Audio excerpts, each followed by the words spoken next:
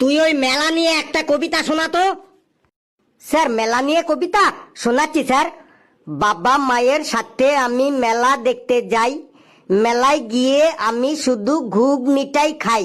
এই ঘুগনিটা তৈরি করতে লাগে শুধু মটর, তাই মটর কলাই গোল গোল দাঁতে ভাঙে না।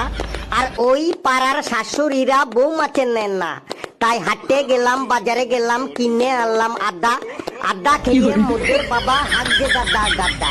ড্যাং ড্যাং ড্যাং জামাই এসেছে, বাবা ফ্যান খাবার ডিব্বাটা ভেঙে ফেলেছে। পান খেয়েছি, পিচ ফেলেছি, দাঁত করেছি ছোলা।